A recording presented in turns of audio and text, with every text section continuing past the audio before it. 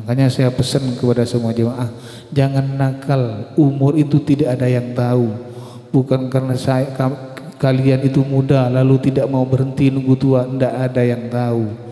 Kita ini sudah, kalau saya sudah hampir mencapai titik umur Rasulullah, walaupun saya masih belum mau meninggalkan sampean, tapi umur tidak ada yang tahu.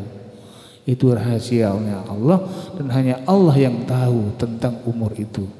Makanya jangan karena kalian muda lalu sampean enggan berzikir, enggan melaksanakan ibadah, salah.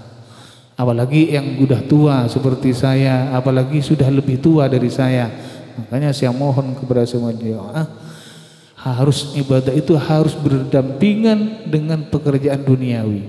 Tapi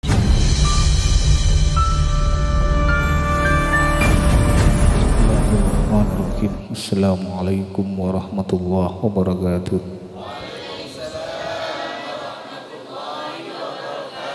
Alhamdulillah rabbil alamin. Wassalatu wassalamu ala asyrafil anbiya'i wal mursalin Sayyidina Muhammadin wa ala alihi wa sahbihi ajma'in. Amma ba'd.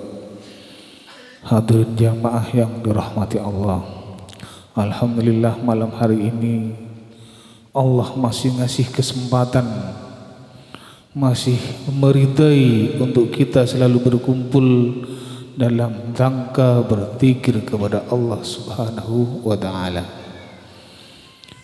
Oleh sebab itu, mari kita dalam melaksanakan zikir harus betul-betul bersungguh-sungguh, harus betul-betul merasakan ungkapan jiwa kita, ungkapan zahir kita. Artinya ungkapan jasmani dan rohani harus betul-betul dirasakan, bahwa di saat ini dalam keadaan menyerahkan segalanya kepada Allah Subhanahu wa ta'ala. Ini permohonan saya. Kalian datangnya jauh, ada yang dari seberang, walaupun di Madura jauh, yang sulit, yang berkumpul dengan saya tidak ada. Semuanya yang hadir orang yang jauh.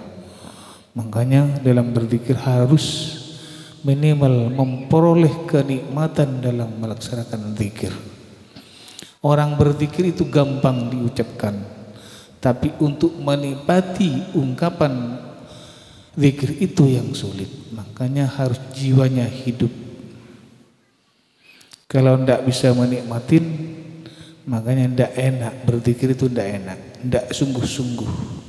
Nah, saya mohon kepada semua jamaah yang hadir harus bersungguh-sungguh menyerahkan diri kita dalam segala hal dan bentuk kepada Allah Subhanahu wa ta'ala.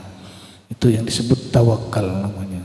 Menyerahkan dalam segala hal dan bentuk kepada Allah, karena Allah adalah maha mengetahui dan maha melihat dalam segala tindak tanduk perilaku kita. Saya mohon kepada semuanya harus betul-betul berzikir kepada Allah. Nikmatin, harus asik berzikir kepada Allah, itu hari asik. Tapi bukan khusyuk. Istilah khusyuk itu harus asik, harus enak. Diterima kita itu enak, asik. Tapi khusyuk, terlena dalam keasikan berzikir kepada Allah. Khusyuk dalam keadaan berzikir, tidak mengingat selain Allah, itu aja. Makanya harus asik, jiwa harus asik, pikiran harus mengikuti jiwa yang sedang asik berzikir, memandangkan kebesaran Allah dengan berzikir, menyebut asma-asma Allah. Tapi dalam keadaan khusyuk asiknya, artinya pikiran kita tidak berjalan kemana-mana, hanya mengikuti arus zikir kita, tidak ke sana, tidak ke sini, tapi tetap dalam keadaan berzikir kepada Allah. Tapi enak. Kita itu berzikir jangan cari yang keras, jangan cari yang lembut, tapi yang asik, yang bisa diterima oleh jiwa kita. Sampean mengambil posisi seperti apa terserah, tidak ngikutin saya terserah, yang penting sampean bisa menikmatin apa yang sampean kerjakan, itu aja. Saya ini cuma mengumandau kalian semua biar selalu berzikir kepada Allah. Tidak bersama saya tetap berzikir kepada Allah, tidak bersama saya, tetap berselawat kepada Rasulullah. Itu aja yang saya inginkan, karena itu amanah. Karena untuk menjadi orang iman itu sulit. Kalau jadi orang Islam itu gampang. Sampean baca syahadat udah Islam, udah Muslim, tapi belum tentu jadi orang mukmin. Karena tingkatan orang mukmin itu adalah orang yang betul-betul mengimani tentang keadaan Allah dan tentang keadaan Rasulullah. Itu baru kita beriman. Setelah kita bisa melaksanakan tugas dari Allah yang diperintahkan kepada Rasulullah, lalu disampaikan kepada umatnya, dan umatnya mengikuti, benar-benar mengikuti dengan ikhlas, itu adalah mukmin. Jadi orang iman yang melaksanakan tugas dari Allah yang disampaikan oleh Rasulullah penuh dengan keimanan dan keikhlasan. Kuncinya cuma 3: sabar, ikhlas, tenang. Itu kuncinya orang ibadah. Kuncinya orang bekerja juga seperti itu. Sabar, ikhlas, tenang, tidak gerisah-gerusuh. Kalau menyembah Allah tidak sabar, oh Allah itu maha segalanya. Kita diciptakan oleh Allah, hanya memang tujuan Allah untuk menyembah kepada Allah dan untuk menikmatin apa yang Allah ciptakan di dunia ini. Tapi jangan lupa, jangan asyik pada ciptaannya, tapi kita harus ingat selalu kepada Allah dan kepada Rasulnya yang selalu membimbing kita dari alam kegelapan sampai alam terang benerang seperti ini. Itu tugas Rasulullah, bukan tugas saya. Karena yang nurun ala nur itu hanya Rasulullah. Kita itu cuma mendapatkan nur, tapi belum bersama dengan nurullah, tapi hanya kita itu percikan dari nur Muhammad. Tapi yang nurun ala nur adalah Muhammad Rasulullah sallallahu alaihi wasallam. Itu yang akan memberikan syafaat pada kita. Beliaulah yang akan membimbing kita, keselamatan kita dunia sampai akhirat. Makanya saya pesan kepada semua jemaah, jangan nakal. Umur itu tidak ada yang tahu. Bukan karena kalian itu muda lalu tidak mau berhenti nunggu tua, tidak ada yang tahu.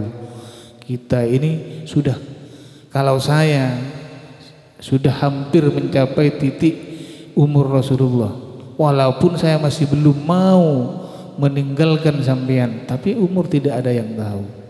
Itu rahasianya Allah, dan hanya Allah yang tahu tentang umur itu. Makanya jangan karena kalian muda lalu sampean enggan berzikir, enggan melaksanakan ibadah, salah. Apalagi yang sudah tua seperti saya, apalagi sudah lebih tua dari saya. Makanya saya mohon kepada semua jemaah, harus ibadah itu harus berdampingan dengan pekerjaan duniawi. Tapi jangan meninggalkan duniawi walaupun kita kenceng ibadahnya. Nanti dituntut oleh keluarganya, sampean bingung. Sampean harus paham segalanya. Wajib mencari nafkah, tapi wajib berbakti kepada Allah dan Rasulullah. Sama-sama wajib, tapi tidak harus ada yang dikalahkan. Kalau bisa sampean harus memenangkan semuanya, tapi itu tidak mungkin. Pasti harus diambil salah satunya. Karena sampean kalau dekat kepada Allah, mohon apapun pasti Allah kabulkan. Itu pasti, karena janji Allah. Cuman jemaah saya kalau tidak bingung, tidak berdoa, tidak bingung, tidak ngadu. Jadi aduan bingung terus. Kotak surat itu kotak bingung. Padahal Allah sudah menyarankan, kalau sudah dalam keadaan tenang, pergilah, kata Allah, menuju keridaanku. Saya akan kasih semua apa yang engkau minta melalui keridaanku. Kalau sudah jiwanya tenang. Jiwa tenang itu adalah pikiran dan hati, dan akal itulah jiwa namanya. Tapi sampean kan dalam keadaan tenang, tidak menikmati ketenangannya, bukan memohon kepada Allah. Di saat bingung lalu mohon kepada Allah, ya tidak bisa. Padahal permohonan kepada Allah di saat tenang bisa menyelamatkan permohonan di saat kita dalam keadaan bingung.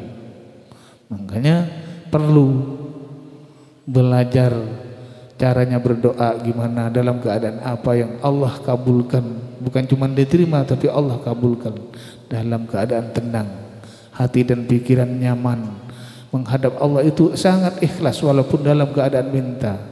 Tapi kalau bingung setelah sampean minta masih nuntut kepada Allah karena takut kepada orang lain.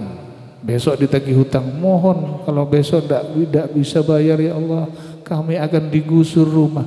Ngeluh pada dalam keadaan bingung, gimana? Pasti Allah bilang, saya udah bilang, kata Allah dalam Al-Quran, sudah Allah bilang, sudah Allah berfirman, mintalah kepadaku di saat kalian jiwanya tenang, pergilah kepada diriku di saat sampean mengalami ketenangan hati dan pikiran. Tapi sampean tidak mau, malah orang bingung cari kebingungan. Resepsinya apa? Apa kalau cari resep? Bukan, kalau cari udara segar namanya apa itu? Refreshing. Nah, bukan, saya karena soal tidak sekolah, bukan mahasiswa. Bukan ke atas gunung tapi di tengah kota. Kan apa? Refreshingnya yang sekarang kan gitu. Bukan pergi ke atas gunung menyepi menyendiri menikmati udara yang segar, enggak. Pergi ke alun-alun Malang, lihat ke sana dan ke sini, pasti yang dilihat pentol pedas pasti sudah. Ya bukan apa itu, apa? Bukan refreshing namanya.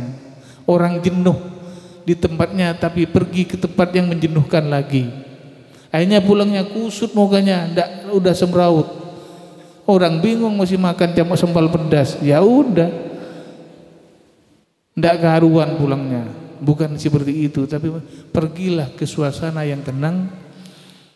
Kalau ndak bisa, carilah orang yang tenang. Ndak usah matur, kumpul aja dengan orang yang tenang. Pasti Allah akan alirkan jiwa yang tenang kepada jiwa yang resah. Tapi kalau orang resah perginya kepada orang gelisah, ya tidak karuan sudah. Yang namanya orang resah perginya ke orang gelisah, ya mau dijawab apa? Jawabannya ya pulangnya pulang lesu, udah keringat semuanya sudah bercucuran, akhirnya bingung lagi. Penyelesaiannya salah, langkahnya yang salah, bukan cara menyelesaikan yang salah, tapi langkah menyelesaikan yang salah. Makanya kata Rasulullah, carilah orang-orang yang bisa menenangkan dirinya agar kita selalu ketularan dengan sendirinya. Ketularan, tidak usah diminta, kiai saya bingung, tidak usah. Wong kiainya juga tahu yang datang orang bingung. Cuman kan saya tidak mau jadi bingung, takut ketularan, biar ditularkan bingungnya, tapi saya kan tidak mau bingung. Orang resah, orang gelisah, datang ke orang bingung, numpuk sudah, resah, gelisah, pergi ke orang bingung, akhirnya menggimungkan juga pendapatnya, tidak bisa diterima. Semuanya tidak bisa diterima dengan akal, karena akal kita tidak mampu. Karena orang bingung itu pasti jawabannya membingungkan. Makanya saran saya kepada semua jemaah, carilah orang yang bisa menenangkan jiwanya, pikirannya. Cari, pasti masih ada, masih banyak. Tapi jangan selalu mencari orang yang selalu mencari kesalahan orang lain. Jangan. Hidup itu penuh kesalahan, masih pergi ke orang yang selalu menyalahkan. Tapi harus yang bisa memperbaiki diri kita walaupun tidak lewat ungkapan. Pergilah cari, mumpung kita masih hidup. Karena di atas langit masih ada langit. Tapi di atas langit sudah tidak ada, mungkin awan di bawah langit, kembali lagi ke bawah nanti. Itu yang harus hati-hati. Karena kadang orang itu tidak mau mengakui tentang dirinya. Kalau mau bilang tidak tahu menjawab, kita itu malu. Tidak apa-apa, ketimbang kita dipermalukan, malu tidak masalah. Karena perjalanan itu memang seperti itu.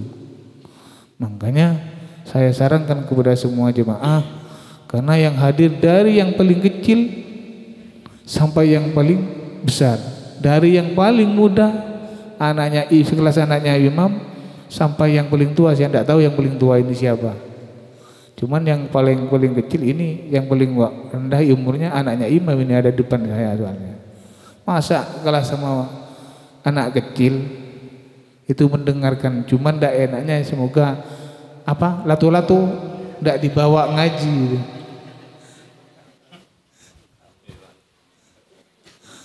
Semoga itu ndak dibawa ke sini itu, diletakkan di tempatnya. Takut asik pikir lalu main latu-latunya nanti, itu yang harus dijaga. Makanya harus didampingi sama orang tuanya. Karena selalu asik main itu nanti dibawa ngaji main. Itu tugasnya bapaknya yang menjaga anaknya. Makanya diajarin zikir biar asik nanti. Lihat contoh itu. Hebat, keren anaknya, bisa bersila, bisa kuat, bisa apa ya, bisa musuhan sama Pak Sipul ini. Ya, kalau tidak bisa merubah silanya kan bagus itu. Karena kan orang tua menang langkah cuman tidak bisa bersila bersimpuh. Akhirnya gayanya udah gaya darurat sudah. Bukan gaya bagus sudah gaya darurat Pak kalau sudah bersimpuh. Sudah berubah. Makanya saya minta kepada semua jemaah di saat kita melaksanakan zikir nanti kita harus asik berzikir kepada Allah. Harus kita bisa merasakan dan menikmati nikmatnya berzikir kepada Allah.